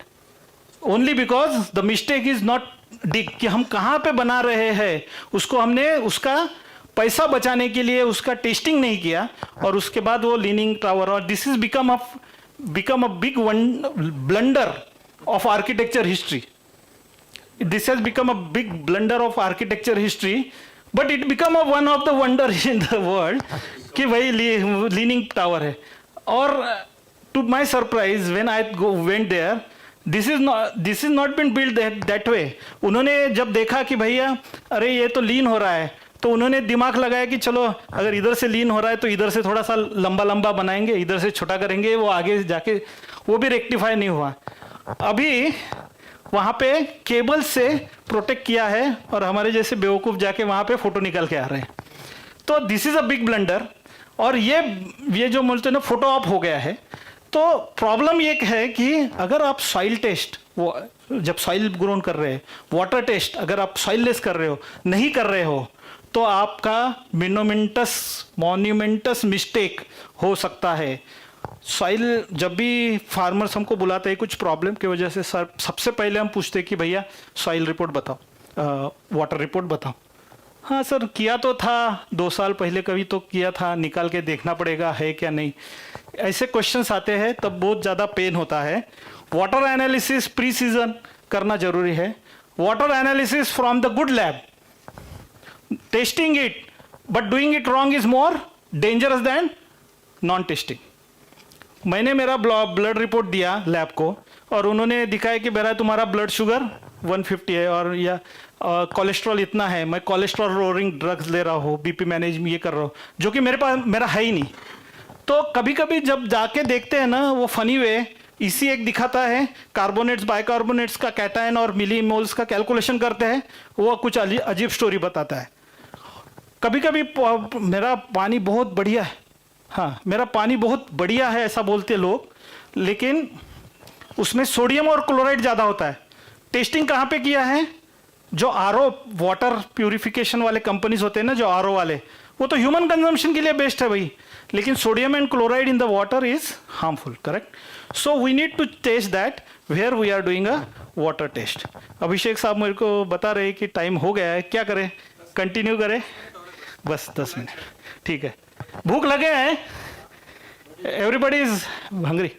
What is the frequency you do this? See, good question. It is better to do it pre-season, and in the season if you find that there is a deviation in EC and pH, जब भी आपको deviation दिखता है handheld devices में, जो आपके पास रहना जरूरी है, जो मैं आगे बात करना चाह रहा था, वो हैंडहेल्ड डिवाइसेस के साथ अगर जब आप करेंगे आपको दिख रहा है कि डेविएशन हो गया है, तो better to test it, right. क्योंकि उसमें कुछ डिविएशन चेंजेस हुए इसलिए करना जरूरी है. I will not go what is the physical and what is the chemical property, everybody knows very well कि क्या जरूरी है क्या नहीं है, लेकिन पीएच और ईसी ये दो मैटर बड़ा रखना वेरी इंपॉर्टेंट है. उसमें जो टीडीएस होता है या ईसी होता है, वो EC can be from good salt and can be from bad salt. EC is a total electrical conductivity, total dissolved solids, total dissolved anions and cations उसमें दिखाते हैं, लेकिन वो अच्छे भी हो सकते हैं बुरे भी हो सकते हैं. तो अपने को डीप में जाके देखना जरूरी है कि पैरामीटर में आपका EC क्या है और EC कहाँ से आ रहा है, सोडियम क्लोराइड से आ रहा है या कैल्शियम और मैग्नीशियम से आ रहा है. तो नॉर्मली जब पानी में जाते हैं तो हार्डनेस जो होता है वो कैल्शियम मैग्नीशियम से आता है, जो अपन यूज़ कर सकते हैं. लेकिन अगर वो कार्बोनेट्स बाइकार्बोनेट्स पे है तो आपका जो एसिड जो डालना है उसमें, उसकी फ्रीक्वेंसी उस पर डिपेंड होगी. ठीक है.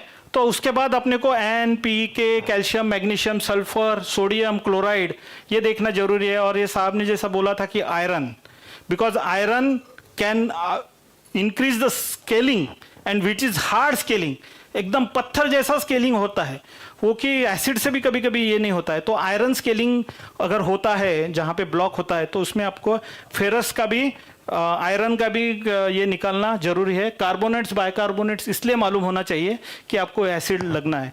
एक सिंपल वे है टाइट्रेशन, जैसा मैंने आपको बोला है कि बोरॉन काफ़ी टाइम टॉक्सिक हो सकता है. आयरन तो मैंने आपको बताया कि आपको स्केलिंग के लिए आयरन देखना जरूरी है, लेकिन boron can be toxic sometimes, so we need to check this, right. So ये पैरामीटर्स है जो आपको वाटर एनालिसिस में चेक करना है. अच्छे लैब से चेक करो.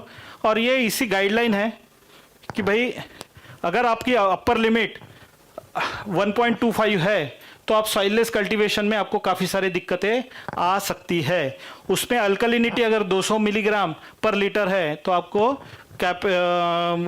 प्रॉब्लम आ सकता है। उसके बाद क्लोराइड एंड सोडियम अगर आपके ज़्यादा है तो क्लोराइड की आपकी बड़ी वाइड रेंज दिया है 75 to 140 because there are some crops which are chloride loving. Tomato can tolerate high chloride but pepper यानी जिसको अपन कैप्सिकम बोलते हैं, काली शिमला मिर्च बोलते हैं, उसके लिए आपको कम चाहिए क्लोराइड। अगर ज़्यादा क्लोराइड होता है तो प्रॉब्लम हो सकता है, इसलिए वो वाइड रेंज दिया है। लेकिन बाकी के पूरे जो अपर रेंज आपको दिखा है तो आपके क्लोराइड्स अगर ज़्यादा है तो आप टोमेटो जैसे क्रॉप्स ले सकते हो, लेकिन कैप्सिकम से आपको बचना पड़ेगा।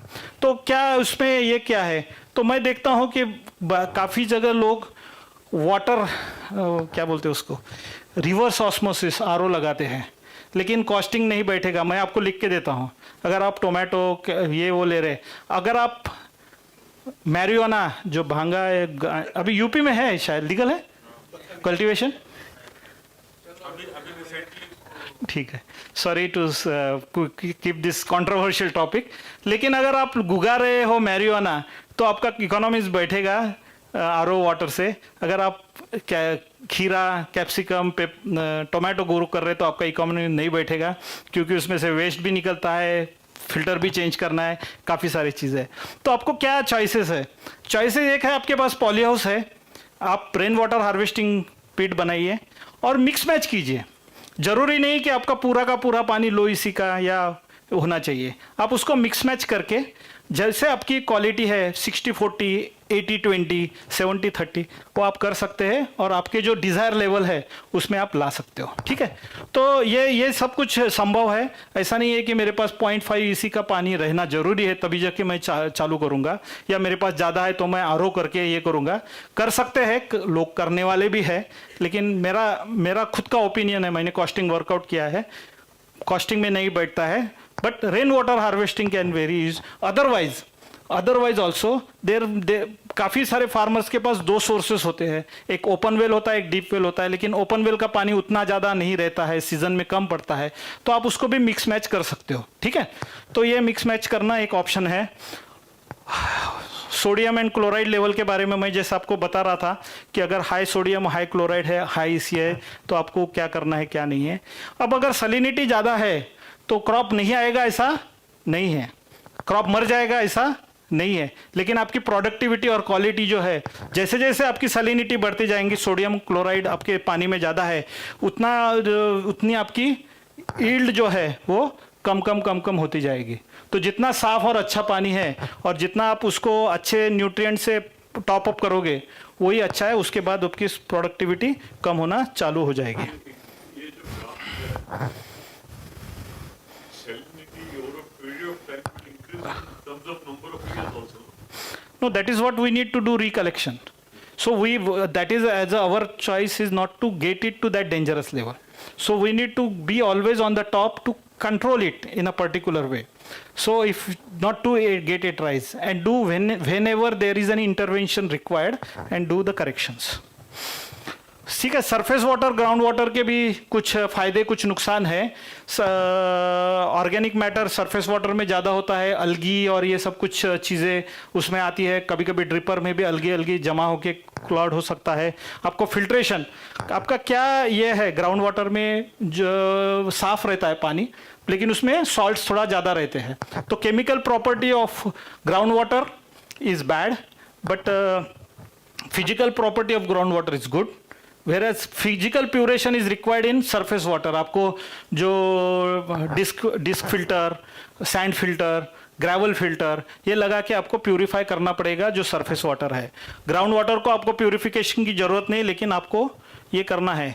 तो अगर आप सॉइल टेस्ट नहीं कर रहे तो आप गैम्बलिंग कर रहे हो, don't do that gambling. PH के बारे में थोड़ा सा डिटेल में बात कर सकते हैं, पीयूष सर ने बताया, तो मैं I will skip in interest of time. Only thing is I want to show this thing. काफ़ी सारे लोग बोलते हैं कि सर मेरा पीएच अच्छा है, 7.5 है, मेरे को एसिड लेने की ज़रूरत नहीं है। एसिड, पीएच एंड अल्कलिनिटी ये 2 अलग अलग कंसेप्ट है। डिजॉल्व कार्बोनेट का सस्ते में बन सकता है। अब ये रानीबेन्नूर का हमारे ग्रोवर पूछ रहे थे, ये रानीबेन्नूर में सॉइललेस हम कल्टीवेशन कर रहे हैं। ये क्या होता है, ये इसको डोजेट्रॉन पंप बोलते हैं पॉपुलरली, क्योंकि डोजेट्रॉन कंपनी में जैसे डालडा होता है वैसे उसको डोजेट्रॉन बनते हैं, लेकिन डोजेट्रॉन एक कंपनी है जो प्रोपोर्शनेट डोजिंग का पंप बनाती है, जिस is water propelled pump, pressure से काम करता है, उसको इलेक्ट्रिसिटी की जरूरत नहीं है। ये 3 पंप है, लेकिन ये यहाँ पे डोजेट्रॉन नहीं है, इजराइल की अलग कंपनी है called Tiffin. They are making a very cost effective, 16-17 हज़ार में एक पंप बनता है, डोजेट्रॉन 65 हज़ार में आता है, कम से कम 40 हज़ार से चालू हो जाता है। ये आपको 16-17 हज़ार में पंप मिल जाएगा। 3 पंप लगाना है, एक एसिड के लिए ए और बी और सी में, और ये इसका आपको फर्टिगेशन आप सिस्टम कर सकते हो। इसमें ए रहेगा, बी रहेगा, इसमें बी लिखा हुआ दिख रहा है, और सी रहेगा। सी में आपका एसिड रहेगा, ए बी में आपका फर्टिलाइजर रहेगा, और उसका डोजिंग करके आपका एक बड़ा सा टैंक में, जो ऊपर इधर दिखा हुआ है ना टैंक, मैं आपको स्केच बताता हूँ इस तरह से। Your carbonates and bicarbonates and water should be below 6.2, not more than 6.2, otherwise you will have problem. Substrate के लिए आपको जो pH है वो 6.2 तक लाना ही है। अपने इंडिया में ऐसा कोई पानी नहीं है जहाँ पे वो pH रहेगा, इसलिए आपको एसिड डालने सिवाय आपका होगा नहीं। ये तो सॉइल बेस में भी लागू है।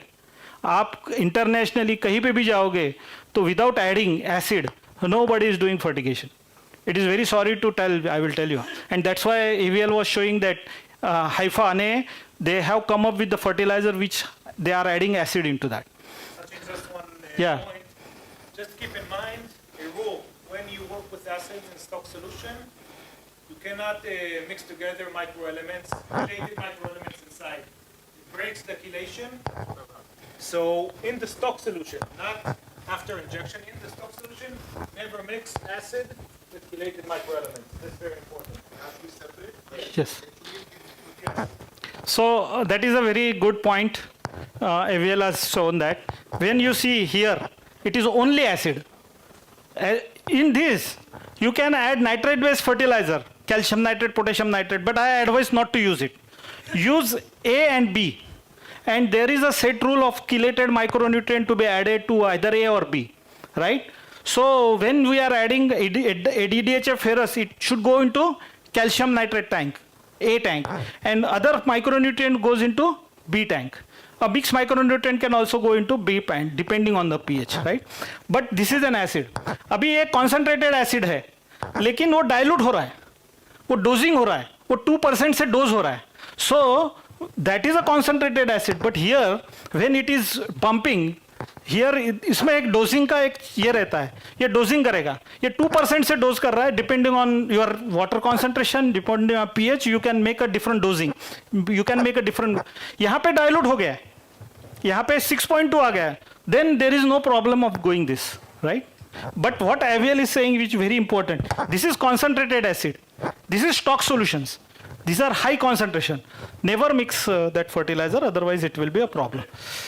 Taking all the 3, Yes. why don't we dose them individually? No, but this is a no. I will tell you. You can go directly do into that also when by the running. When you have an automation, you do that way. But when you are dosing it and filling this tank, this is a low cost system. You can do it inline. This is mixing tank or stock, ready to use stocks tank system. Problem what is happening is that when you are doing it, when fertigation you are doing 4 to 5 times. Each time you have to go that much for pumping. Here you can have a smaller pump. And this can be done in 10-15 minutes. Here you have to do irrigation for maybe 1 hour, depending on 2 liter water. That's why it has been done. Yeah, this is made in one or two time in a day. You fill this tank, and 4 to 5 times a day you are doing irrigation. I will be explaining you. This is very nice concept and very important, right? See, whenever you have an electricity, Piyush साहब ने बोला था electricity is also erratic in India, and you have to irrigate. 11 बजे बोले तो 11 बजे आपको irrigate करना है. अगर 11 बजे इलेक्ट्रिसिटी नहीं है तो क्या करोगे? 12:30 बजे 2 बजे तक या दिन भर इलेक्ट्रिसिटी नहीं आई तो so make a stock solution and then you can do an automation, have a solar panel, ये pump लगेगा, and at the set time the fertigation will happen.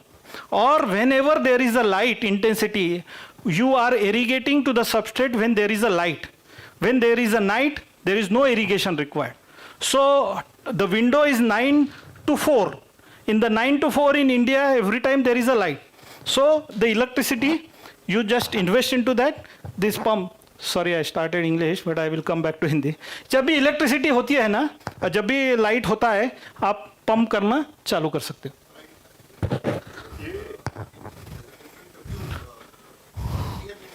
हाँ. No, No, wrong. there, I will tell you, when you are talking about soil-based cultivation, it can be done in evening, right, any time. Because you are not feeding it for that particular moment, you are feeding it for a day two. In fertigation, when it is a soil-less cultivation, you have to irrigate each time when there is a light. Only 3 to 4 irrigations in a day you need to do it. अगर आप evening में करोगे, आपको 4 या 5 बार करना पड़ता है irrigation substrate में. इट्स नॉट सॉइल, क्योंकि बफर नहीं है. पानी तो वो उतने टाइम पे 2 या 3 घंटे में, क्योंकि 300 ml तक पानी उसमें सबस्ट्रेट में रहेगा. उसके बाद का वो पानी अगर कंज्यूम हो जाएगा तो हम 300 ml के, जब प्लांट बड़ा होता है 120 लीटर बोलते हैं, एक 1.2 लीटर पर प्लांट, हम 300 के 4 साइकिल बनाते हैं. इसलिए आपको, और इवनिंग को हम उसको ड्राई रखना चाहते हैं, क्योंकि अगर आप इवनिंग में इरिगेशन दोगे, वो 300 ml सैचुरेटेड हो गया और इवेपोट्रांसपिरेशन नहीं है, बंद हो गया है. क्योंकि स्टोमेटा जो इवेपोट्रांसपिरेशन करता है वो तो इवनिंग दिन में ही चालू रहता है, इवनिंग में बंद हो जाता है. फिर वो जो पानी आपके नमी जो बनी हुई है सबस्ट्रेट में, वो तो आपके रूट्स को डैमेज करेंगी, क्योंकि वो हवा से रिप्लेस नहीं हो रही है. इसलिए the irrigation has to, there is one chart we are saying, even in nursery I will explain that whenever there is a light for substrate cultivation, soilless cultivation, irrigation has to be done on that particular moment. So please remember, the fundamental of fertigation in the soil and substrate is different. One is the time, duration, and also proportionate versus quantitative. वो भी एक बड़ा मुद्दा है. Proportionate में आपको milligrams पर litre या पीपीएम में काम करते हैं. वहां पे हम क्या बोलते हैं आपको, 200 किलो पर एकड़, N 250 kilograms of P, sorry K, whatever it. तो वो अलग होता है, ये अलग है, ये प्रोपोर्शनेट है. या you can have it at any time. I don't mind, but doing it in evening could be kind of better, this one, but it can be done at any time. I will tell you my way of saying it, that evening में जब, especially when the climate is cold, doing it in evening is very good, because the water temperature is always better than the soil temperature. So that's why you can do it in other part of the time. Doing it depending on the need, depending on soil moisture, will not make much difference. Thank you. I need to finish, otherwise Abhishek sir. So ये complete ये है. जैसा मैंने आपको बताया, आप stocked solution 10,000 20,000 litre का बना के रखो. जब भी आपके पास लाइट है, आपका डोजिंग होके एक स्टॉक सॉल्यूशन तैयार हो गया है. इसमें पूरा न्यूट्रिशन जैसा चाहिए वैसा है. उसके बाद आपका एक सिंपल ऑटोमेशन हमने डेवलप किया है. ये सिंपल ऑटोमेशन क्या करता है, इसमें इलेक्ट्रॉनिक बेस्ड टाइमर लगाया हुआ है, जो कि IoT है, जो कि इंटरनेट से भी कंट्रोल होता है.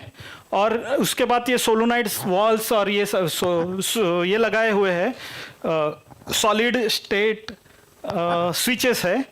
तो वो क्या करता है, पानी पंप चालू कर देता है और वो चला जाता है.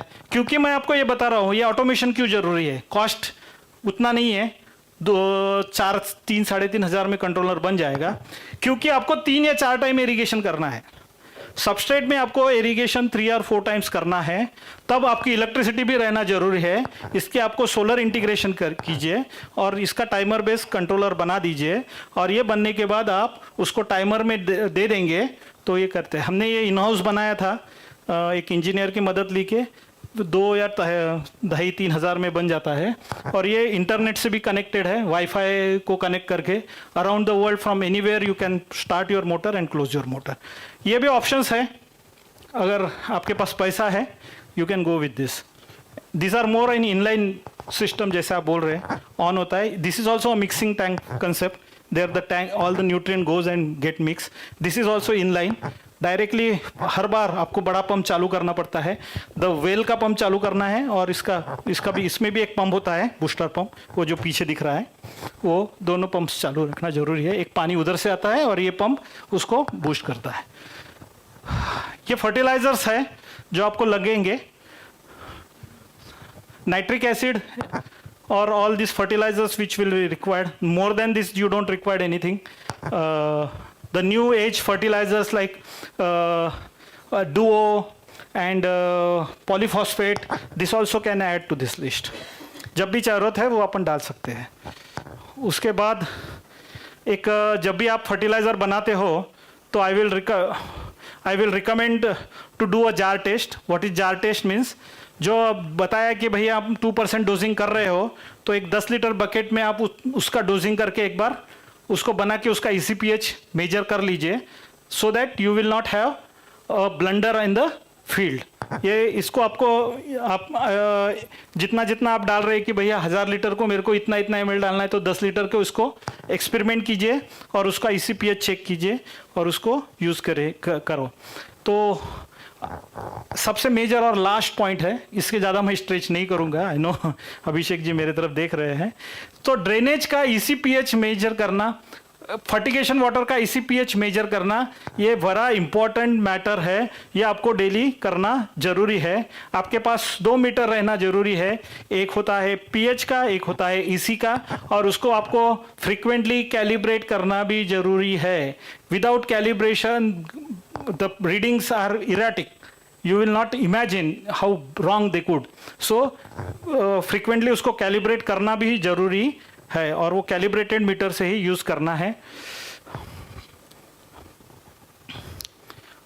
और आपका रूट जोन जो है फ्रीक्वेंटली चेक करना है। आपको वाइट रूट्स रहना है, फाइब्रस रूट रहना है। जब भी आपको लग रहा है कि रूट्स ब्राउनिंग हो रहा है तो इसका मतलब कुछ ना कुछ ये है, तो आपको ये सबस्ट्रेट में एक ऐसा विंडो बना के रूट्स का भी मॉनिटरिंग करना जरूरी है। I think it is enough for today.